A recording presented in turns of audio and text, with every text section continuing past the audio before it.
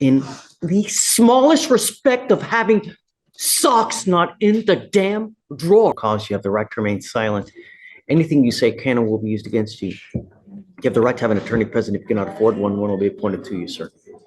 On or about September 19, 2024, an officer conducted a follow-up in regards to an assault on a family case. Upon further investigation, the officer made contact with the complaining witness, who reported that the defendant had been harassing her since September 18, 2024, by sending her videos, voicemails, and text messages containing horrible remarks, approximately 50 to 60 messages in total.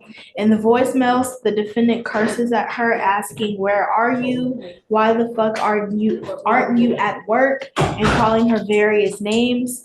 Additionally, the complainant showed the officer text messages of the defendant telling the complaining witness, "Kill yourself and I want to watch you suffocate, and your family hates you." The complaining witness indicated that the continual harassment is making her fear him even more. Complaining witness was able to give officers the defendant's identifying information and positively identify the defendant as a person who has been harassing her. I see that he has also picked up a felony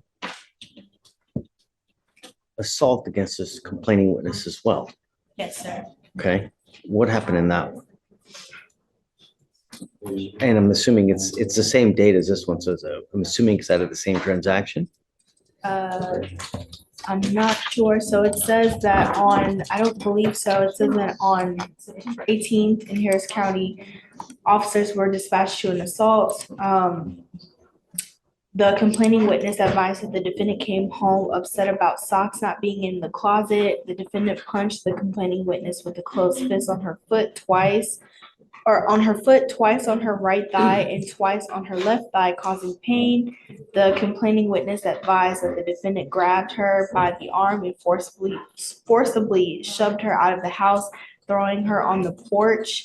She advised that she felt pain, and she advised that this has been an ongoing issue for the past 2 years. The officers observed purple and green bruises on her arm, foot, and her legs. The bruises were green, purple, and red and of significant size. Is there a no contact order in this case? Judge, who's the defendant? This is Mr. Fritter. He hasn't harassed, Mr. Fritter, let me tell you something now. You scare me. And you scare me something good. You have since 14, assault, trespass, deadly conduct, assault, DWI, forgery, and now a harassment and a felony assault. Judge, there has been a note filed, but there is no protective order in this case. Is there no contact in the felony case whatsoever? I'm checking the bond conditions. It's no threatening or harassing at this time. Would ask if that be a no contact at this court, Judge. I don't see that the rip has been. Are you Miss Lisco? Yes, sir. That's Miss Lisco, right? There. Come up, ma'am. Come up. I'm sending you for a drug and alcohol test right now, Mr. Fretter. I want to protect you as much as I can. No one has to have this kind of treatment whatsoever for any reason. And I will do everything in my power to protect you. All I need you to do is tell me. All I need is please give me the word. Mr. Fritter, look at me. You so much.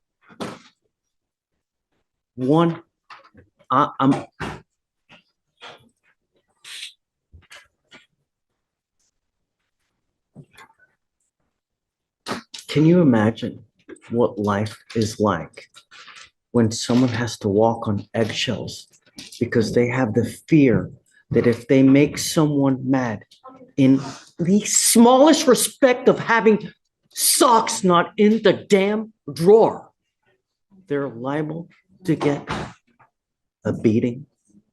Can you imagine what life is like to live with that kind of fear? You're going to live it with me now.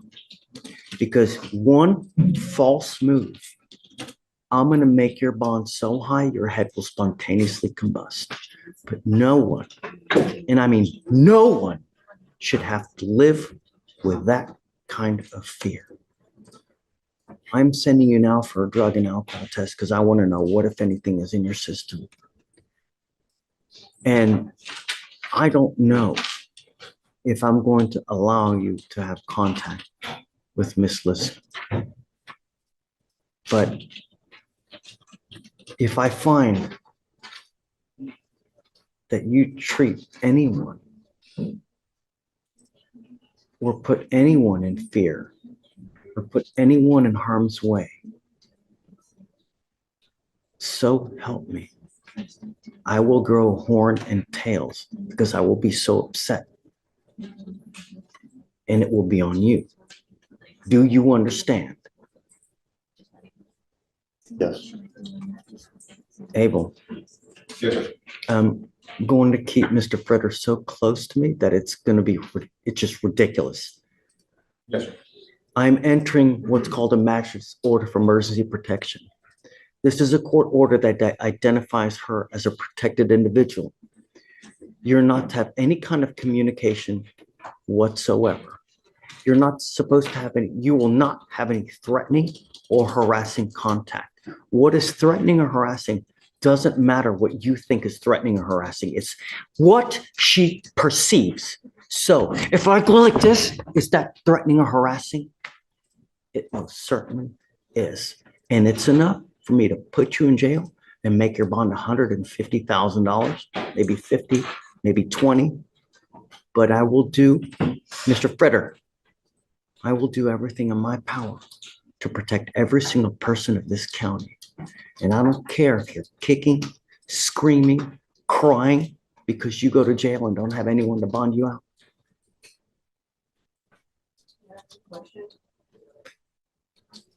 Your husband and wife of 10 years is this kind of difficult situation that we live together. I want to protect you, ma'am. And you know, the problem is that now that he's picked up these two cases, times will be just even more stressful. We have these protective orders. They're basically like cooling off motions so that, you know, you can separate, enough time will pass. People can kind of cool down, you know, so they're not under the stress of the excitement and then unleash on you. The last thing I want is for you to suffer any kind of harm whatsoever, you know, and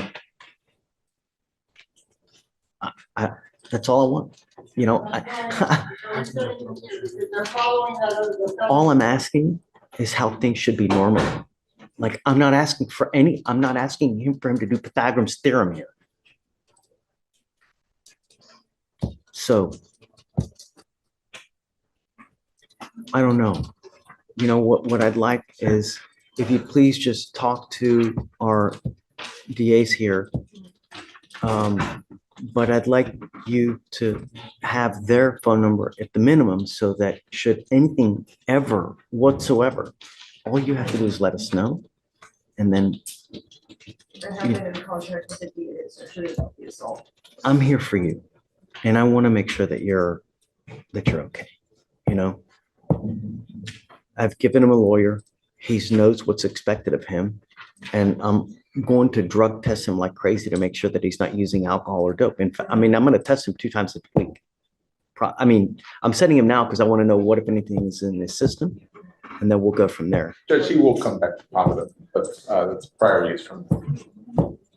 What were you going to test positive for, Mr. Freder? Marijuana Okay. and ketamine and probably some other stuff that could have been in the ketamine. But I mean, straight up, that's probably it. Mr. Freder, I'm going to test you. These are your bond conditions that are going to apply to you now. And if you fail to live up to these bond conditions, I'm just going to let you know. That's it.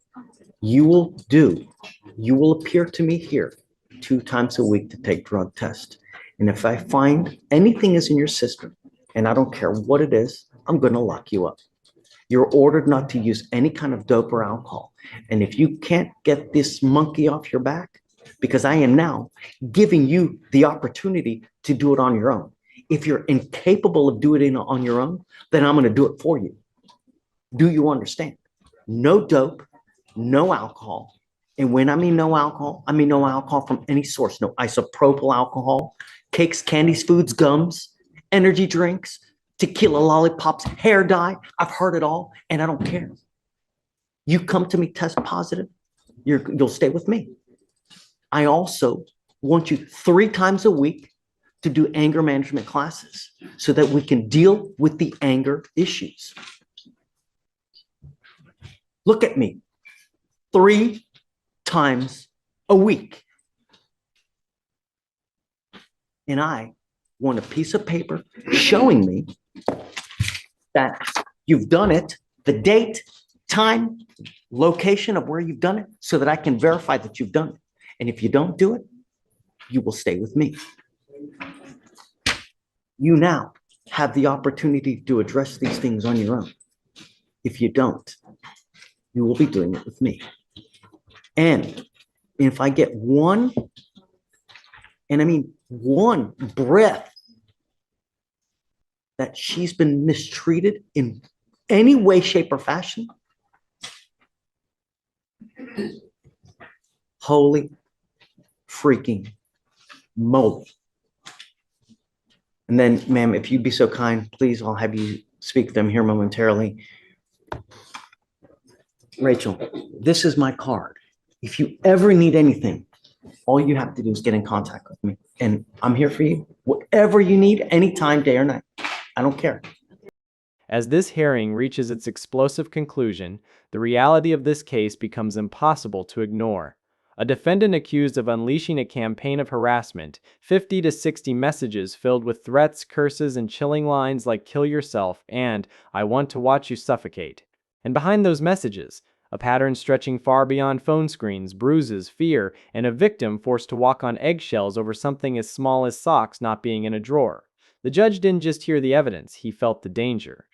When he looked at the defendant and said, "You scare me, something good," the entire courtroom understood the gravity of what was unfolding. This wasn't a one-time incident. This was a history: assault, trespass, deadly conduct, forgery, and now harassment and felony assault layered on top. This judge wasn't holding back. He laid down one of the strongest warnings we've heard. One false move, and I will make your bond so high your head will spontaneously combust. The message was clear: zero tolerance, no excuses, not 1 inch of room for fear to grow again. An emergency protective order is now in place. No contact, no threats, no gestures, nothing. Because in this courtroom, even the motion of raising a hand counts as harassment, and the consequences: immediate jail with bond possibly hitting $150,000. The judge didn't stop there.